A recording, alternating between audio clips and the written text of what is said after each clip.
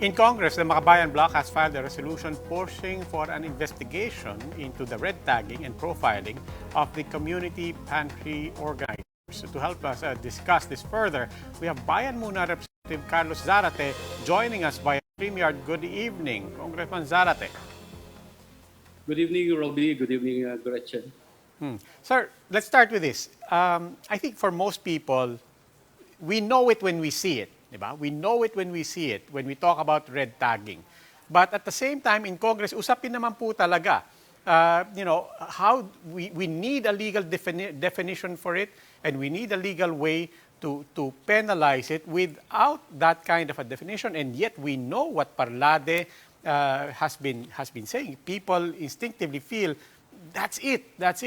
But without that legal parameters, how far really can you go into holding anybody accountable? Yes, thank you, Robbie. That's true. No, it's high time that these officials will really be made accountable for this baseless, and reckless labeling, vilification, and red tagging of just anybody. From mga artista noon, ngayon, even those kind-hearted Filipinos that started this community pantries are now being red tagged. So that's why we filed this resolution in aid of legislation. And in fact, we are seriously thinking now of really pushing for a counterpart bill of that one filed by Senator Drilon in the Senate to criminalize this red tagging by state forces, by officials like Parlade, who only exposes the paucity or even bankruptcy of their arguments, especially on what they are doing now dito nga sa pagsulpot nitong mga community pantries na ito or even community kitchens, na lahat na lang nakikita nila reds, at masama, and what is wrong with helping our people, So this is the objective of that resolution that we filed today at the House of Representatives, Robbie.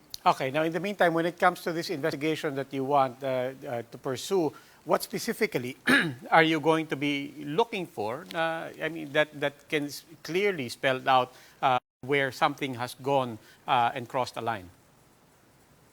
Yes, because even if there are already official pronouncements, for example, coming from the Palace and even from the DILG, that they are not really opposing the existence of these community pantries, here we have officials like Parlade who kept on issuing statements, and talagang reckless na yung mga statements, kinumpara pa kay Satanas yung mga initiators nito. So this is also an exercise, Robbie, itong ginagawa nating investigation. Of course, Congress has an oversight function, remember, itong task force ni General Parlade is given 19.5 billion in the General Appropriations Act of 2021, So natin makita, ito ba yung 19 billion na ito, ginagamit lang nila dito sa mga walang katuturang pangre-red tag na ito?